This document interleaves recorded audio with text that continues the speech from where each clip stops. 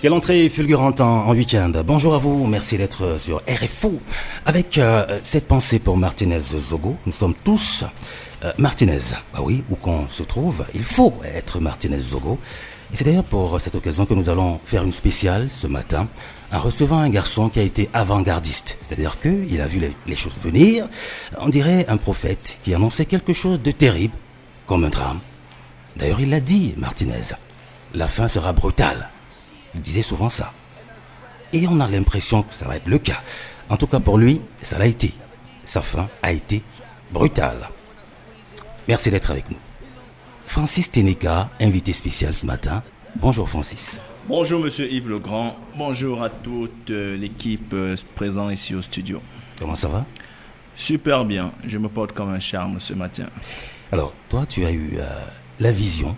Est-ce que tu es à l'origine d'une série qui sera constituée de 13 épisodes Oui. en 52 minutes, Oui. qui s'appelle Le Quatrième Pouvoir. Quatrième pouvoir. Et tu as déterminé comme étant le métier de la mort. Oui. Et là, c'est un vieux projet. On a l'impression que tu as vu ça venir. Francis Ténéka, bienvenue, tu vas t'installer. Merci. Tranquillement, avant de répondre à toutes ces questions-là. C'était pour planter le décor un peu. Une série avec des têtes d'affiche du cinéma.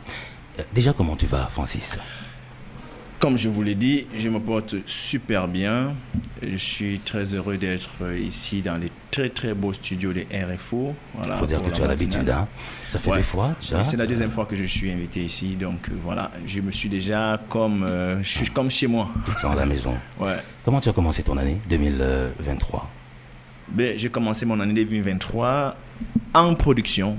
Voilà. En parcourant les réseaux à l'époque, je me suis rendu compte que il y avait des sujets qui pouvaient être portés à l'écran, des sujets qui sont assez délicats. Et j'ai trouvé que le métier de journalisme d'investigation était aussi palpitant que le travail d'un policier ou d'un militaire au fond, ou d'un avocat, ou bien. Donc je me suis un peu plus approché. Je me suis un peu plus rapproché de cet univers pour essayer de comprendre. J'ai enquêté, je me suis rendu compte. Tu as enquêté comment? Est-ce que tu es entré dans le corps d'un journaliste? Non, tu as passé 24 heures, 72 heures avec un journaliste? Non, j'ai commencé d'abord par aller sur Internet, voir ce que c'est qu'un journaliste d'investigation, quels sont les risques que le métier comporte. Je me suis documenté sur le nombre de journalistes dans le monde entier qui ont souvent été arrêtés ou emprisonnés par rapport à leur métier. Et je me suis dit, écoute, il est temps d'écrire sur ce sujet de manière véritable. Donc, il y a pas mal de plateformes à l'étranger qui dénoncent que l'année dernière, en 2022, près de 350 journalistes à travers le monde ont été kidnappés et enlevés. Tu as fait des recherches, hein? Oui, donc c'est effrayant comme chiffre. Du coup, je me suis dit qu'il était important déjà c'est-à-dire de pas faire un film pour faire un film, mais de faire un film pour essayer de sensibiliser la population sur le problème réel que vivent les journalistes au quotidien. Parce que nous, on reçoit des informations parfois à la maison, mais on se pose jamais la question de savoir comment le bonhomme a fait pour avoir telle information, telle autre information. Donc j'ai évité de revenir avec des caméras réflexes. Donc nous avons tourné en Blackmagic Usamini. Donc voilà. Ça coûte combien? Dis-nous. Bon, écoute, je vais pas. Non, le marché mondial, le vend à combien? Le marché mondial, la Blackmagic. Écoute, je suis pas. Non, je veux pas donner les prix parce que les prix ça bouge beaucoup sur les réseaux. Ça coûte cher quand même. Ça coûte. C'est plus de 800 000. Non, allez un peu plus. On est dans les millions. On est dans les millions quand même. C'est ta caméra. C'est compliqué. Non, c'est compliqué. Donc voilà. C'est pas évident d'avoir tout ce matériel quand on est Camerounais, vivant au Cameroun. Alors, restons dans le casting. Oui. Je vois Hervé Ngutch également, qui va jouer dans Quatrième Pouvoir. Ouais.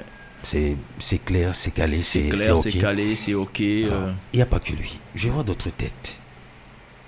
Nous allons dévoiler le casting en direct. Super.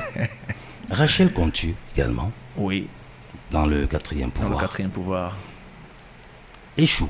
Échoue, ouais. Rigobert Tamois. Rigobert Tamois, ce sera un plaisir de retravailler avec lui parce que nous avons déjà fini un projet qui s'appelle Les Secrets de l'amour qui est en ce moment diffusé sur TV5 Monde. TV5 Monde, carrément. Voilà, donc on va reprendre Benjamin. avec Benjamin Yaga, Yaga. voilà. On va reprendre l'aventure avec Échoue maintenant dans un autre univers, dans un autre personnage. Tu as joué déjà avec Rachel Contu?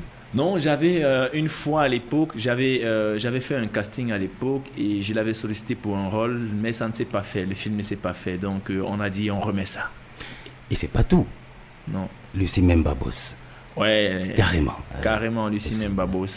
Elle m'a donné son accord de principe. Elle a dit, Francis, pour ce projet, je suis avec toi, je t'accompagne.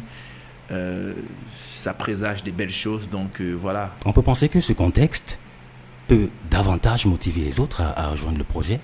Le contexte actuel, puisque ce film, enfin, il est très actuel. Cette série, Ouais. Martinez est encore couché.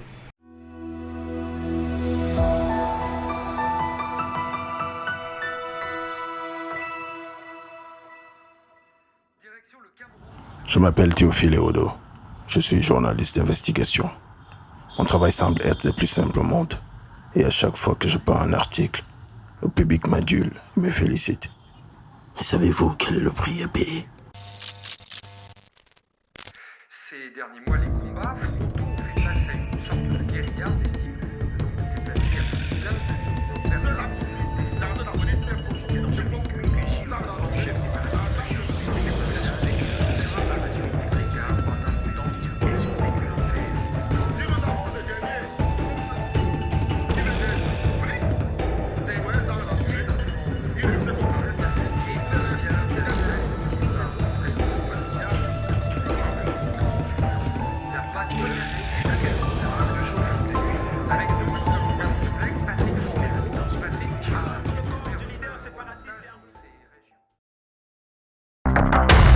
Bienvenue sur la radio du sport et du divertissement.